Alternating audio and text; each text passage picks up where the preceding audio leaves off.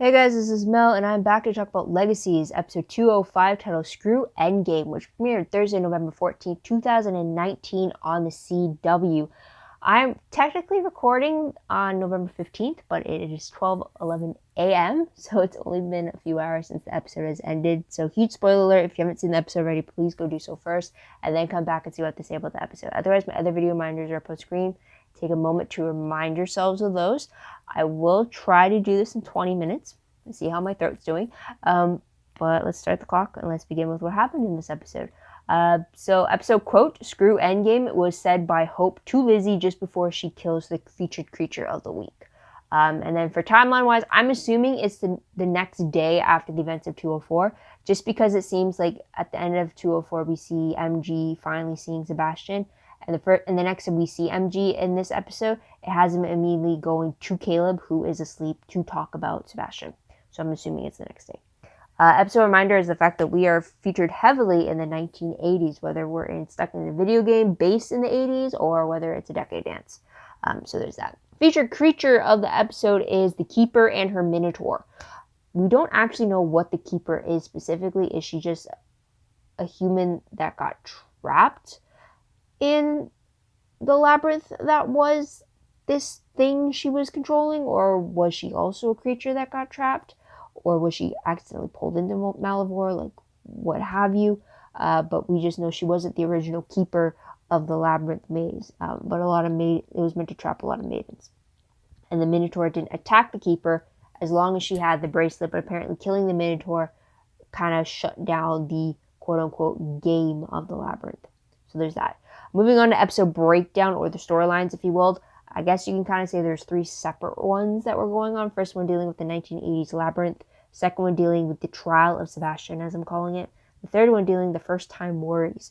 So the first storyline with the 1980s labyrinth, we see Hope and Lizzie getting trapped in a labyrinth from the Keeper who popped out of Malivore. Don't know how that happened. They escaped by killing the Minotaur. I won't go into further detail about that. You know how it is. I'm trying to get to the other aspects of my recap here. Second storyline is the trial of Sebastian. This is pretty much trying to find Sebastian's desiccated body. We find out that he's like OG killer vampire, where he revels in his kills. And we see MG and Caleb specifically trying to deal with this. So there's that. And then the third storyline was First Time Worry, specifically with Landy, what the fuck was that? Landon and Josie. And that is not their ship name. I don't like that name, Landy. Like, fuck, man, I'm tired. I had class today. So with them, we see Landon getting advice from Dorian, since it's Landon's first time ever. And then I'm not sure, I'm assuming it's the same time. It's our first time with Josie, but then I don't know how far she got with Penelope. So that's up to debate there. But we do see also the return of Penelope's recording diary that she had given Josie before she left, and this exposes Landon's song that he had written about Hope, which kind of makes Josie postpone their would have been special night together. So there's that. Last scene of the episode shows Headmaster Vardamus turning into Agent Ryan Clark and killing the Keeper who had walked into the Mystic Tap. Like, hello. We'll get to that in a moment. But character-wise, Alaric, he finds out that Josie voted him out as headmaster. I guess he believed that she was the one vote that kept him in, but Caleb revealed that he was the one that voted for him to stay. They had a little thing explaining why Josie did that, because it gave Alaric the out to move on with his life, essentially, which ended up with him dressing up like Indiana Jones. So I don't know what the hell is going on there. Dorian, he confirms to Landon that he's no longer dating Emma, and he doesn't know when she's going to return to the school. That was a subtle way to put that in there, for sure. So there's that. Raphael, we see him trying exposure therapy to acclimate himself back to being a human and being in a crowd again. And he also is trying because he invited Hope to the dance, and he had hoped to see her, which he does at the very end. When they're out by the old mill, he asks if she wants to join the rest of them partying, and she does agree before she leaves, or before she was heading out. So there's that. Now with Sebastian, I don't know what he does when he's finally awake, but it's implied that he either fed on Wade or he got Wade to find in blood bags and give it to his desiccated body, because before he vamped away from MG, he was wiping blood away from his mouth. So I hope Wade's alive. He was a fun little familiar face from time to time. So we'll have to wait and see to find out. So there's that. Moving on to tidbits, so very quickly, we do find out that MG and Caleb start a dance battle to get the dancing started at the Decade Dance. So there's that. We see MJ is in mirror communication with Caleb's sister Kim, who saying that he goes to a dope-ass school. So there's that. Also, we have Penelope's spelled book sounding like rat scratching whenever it records other people's entry. This is what Josie believed the sound was the source of until she opened it and found that it was actually the book. So there's that. Also, we have Lizzie believing that it was the black magic blast that Josie had given her that unlocked her memories of Hope. She tried to speculate that if Josie were to do the same thing to everybody else, then maybe that would unlock their memories of Hope as well. I guess that's a trial and error thing right there. And then also a little sidebar was the fact that Hope and Alark did not share a scene together, so they won't have a section in my favorites because there's nothing to talk about there. So there's that. So moving on to most shocking moment of the episode. Again, Professor Vardamus actually being Agent Ryan Clark. I don't know why I didn't think that was a possibility. I just thought he was just going to be another Malivore creature or possibly Malivore himself that we had to deal with. But to find out that he was actually in disguise is even far more creepier because now he's closer to Landon than ever. So, yeah. So that's something there. But let's move on to top 3 favorite moments. A huge favorite of mine that took it for me was Hope and Lizzie. Not only they're teaming up in the labyrinth, but also just having their parallels talking about it, how they're... Lizzie was trying to get to understand why Hope just didn't tell everybody that she was back, but they were both paralleling the fact that Hope thinks she was destined to be the destroyer of Malivore, so there's no point in telling people she's back, or she's just going to come and jump back in the pit again. And then Lizzie paralleling that with the fact that she was destined for the merge and to be fighting against her sister and stuff like that. So it came out, all of that they decided that no, they're not destined to be one thing. They could be more than just that. And they come to an agreement of that, which I love. I also love the reunited hug that they got at the dance when Lizzie's saying, it's like telling her, I'll deny this to anybody, but I'm glad you're back type of thing. I'll put the actual quote up on screen because I just love that moment. I mean, Lizzie even stated at the very beginning that they were former frenemies. So the fact that they had so much screen time together and the fact they had so much progress in this episode was just amazing. And then also it seemed like Lizzie was Team Handon, so Team Lizzie or Team Hope and Landon, and she's trying to like root for them. So just like, yes, thank you, Lizzie. So there's that. I kind of wish we actually got to see the conversation of Lizzie having an imaginary boyfriend, because even Hope brought it up and right before they died, and then Lizzie's like, I'll tell you when we wake up again, but they never do. So it's like, I kind of wish we got to see that side of their conversation. But just like such progress with these two. I love it. I love the fact that Hope finally has someone who remembers everything, and she doesn't have to hide, or she doesn't have to filter anything because like she's worried about what her actions might do. This time she's actually dealing with someone who knows her old history. She knows where she's coming from. She doesn't have to hide anything. It's just like, it's kind of like a weight's been lifted off. And you can see that when Lizzie first tells her, it's like, I remember everything. And then like Hope's just amazed. She's ready to go in the hug. But Lizzie's like, we got more pressing things to worry about. But then to have them have the hug at the very end, it's like, okay, I'm good. This episode for them was just like everything. So there's that. And then also another thing was just to see my bro OTP with Caleb and MG. It's just like, it was so fun seeing them working together. And then it was just so funny how it was them trying to interact with Sebastian. So you got Caleb seeing MG interact with Sebastian, but Caleb cannot see Sebastian. So like that sneak peek was just like hilarious right there. And then Sebastian was just trying to annoy MG so much. And then also to have Caleb outsmarting Sebastian to try to figure out what kind of vampire he was. That was so cool right there as well. So that was a fun little thing there. And then also to have them dance battling each other with their own little side squads to dance on the floor. It was just like, that was so fun. It's just like, that's amazing. I mean, like, I love when these two team up together for sure. They're like the new bros now for sure. And I love it. I mean, Caleb did say towards the end of the last season that they were family and that they were going to look out for each other type of thing. But so there's that. But also I'm going to add a question right here. But are they the only two vampires that we know by name at the school? Because I know we've seen, like, I know, like, when they were voting for who would be on the student council, we saw them sectioned off, and there are quite a few vampire students there, just as there are so many witch students and so many werewolf students. But are Caleb and MG the only actual vampire students we know by name? Because if I think of it, because then, like, with the werewolves, it's only Raphael and Jed that we have the names for. We just have faceless werewolves when it's always pack business. And then for the witches, we always see a lot of them. But we do see, like, with Pedro, he's a witch. With the twins, they're witches. With Penelope, she was a witch. So it's just like, and then we see other, like, Lizzie's minions, I guess you were, also being witches. So it's like, are they the only two vampires? I mean, I love to get, like, more actual named vampires. Maybe add a female vampire just to get, like, the other side of it. But yeah, that was just a random one I just thought of when I was talking about them. But yeah, anyways, moving on to top 3 peeve moments. First peeve I did have was, it's kind of a mix, because I love the fact that Josie was able to finally know the purpose of the book that Penelope had given her. But what peeves me is the fact that the first thing that truly means something that she picks up in the book was Landon's new song about hope. And I hate that that's the one, like, they first did the entry of that girl talking about no one realizing that she was dressed up as E.T. And then the next page she flips to happens to be Landon's song about hope.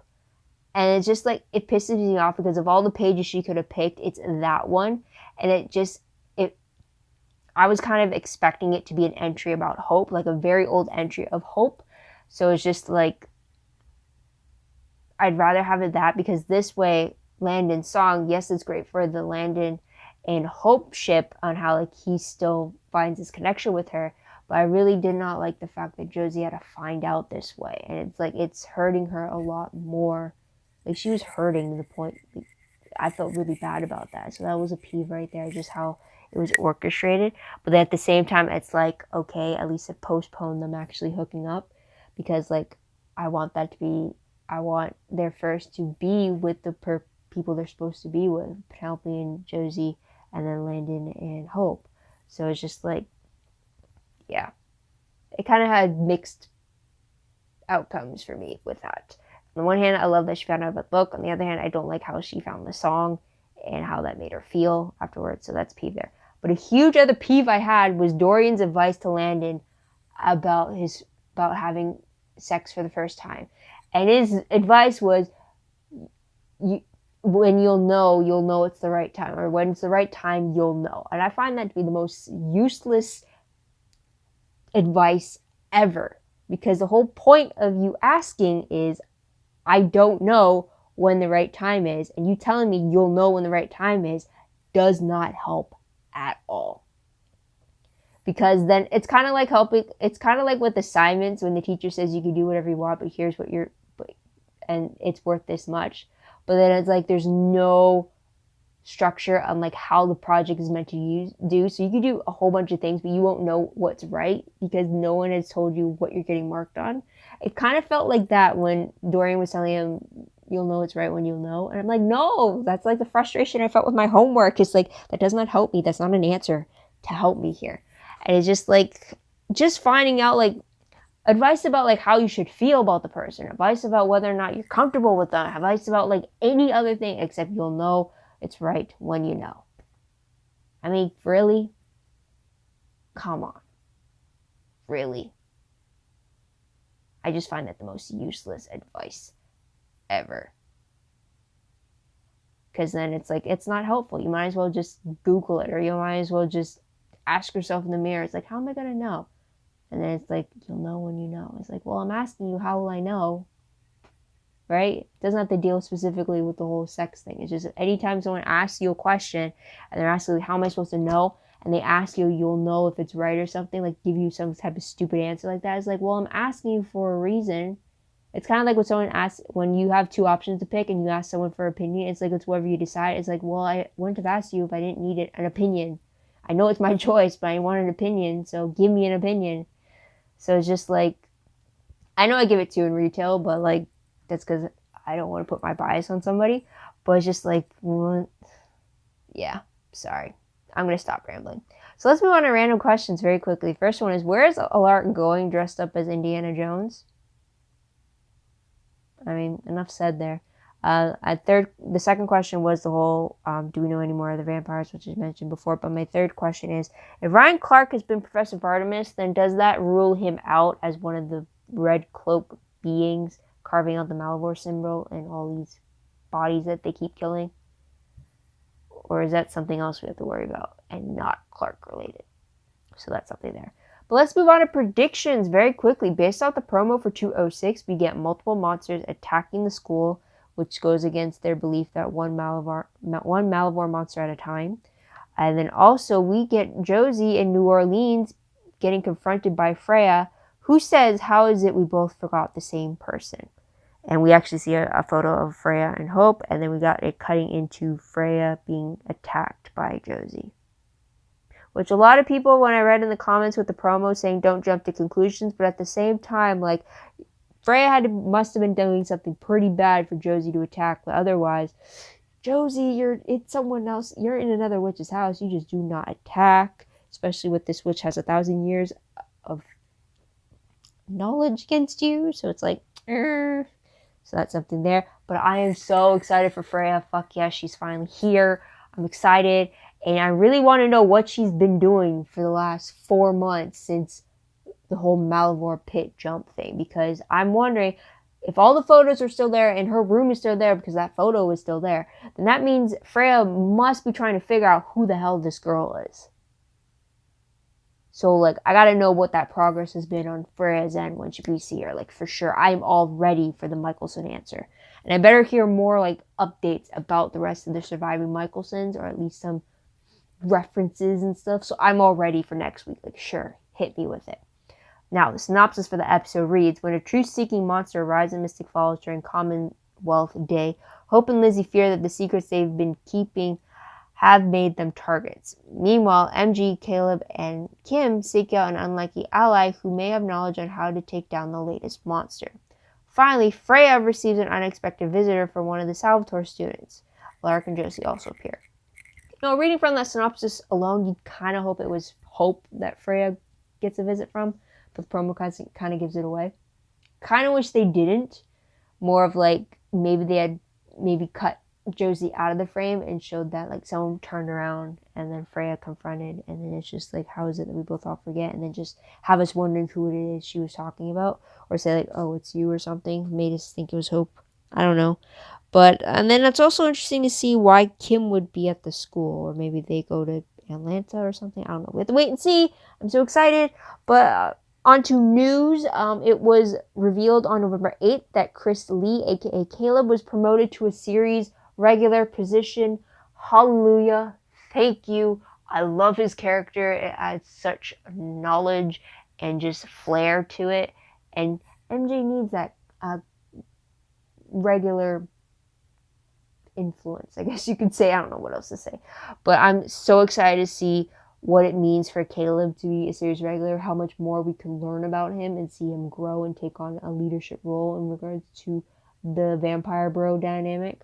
Because we definitely seen him grow in regards to how he thinks as a vampire as opposed to season 1. So I can't wait to see him grow. I'm glad he got promoted for sure. So I'll leave it at that. Wow, I'm so tired. I can't talk. Okay, I'll leave it at that. So what did you guys think of the episode? What did you guys like about it? What do you think will happen next? Let me know in the comments down below. Love to hear your own thoughts and theories about all that good stuff. Also, don't forget to subscribe to my channel, like this video, and check out my other videos if you haven't done so already. If you want, check out my Tumblr page. Link for that is down below. I reblog promos, web clips, quotes, gifs, synopses, news, all that good stuff. All found in one place. Go check that out.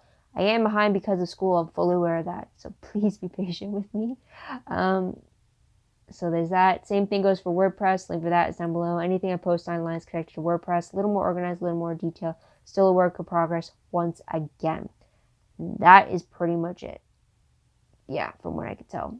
But yeah, just let me know what you guys thought of this episode. Let me know what you guys think of next week's episode. What do you think is going to happen with Freya coming in? Or what do you think about what could come for the rest of the season? I'm excited to hear about that. I'm also really interested to see how Hope plans to stop Malivore if she hasn't become a vampire yet. So I'm a little waiting on that as well, because I do want her to become a full triber, but then at the same time I feel like she's still too young for that to happen. But we'll wait and see about that. But again, yeah, so thanks so much for tuning in. Thanks so much for your patience. I will be coming back next week to see what I have to say about the next episode. Until then, guys, this is Mel. Wish you all a great day, great week wherever you are, and I have less than 10 seconds on the clock. Bye, guys.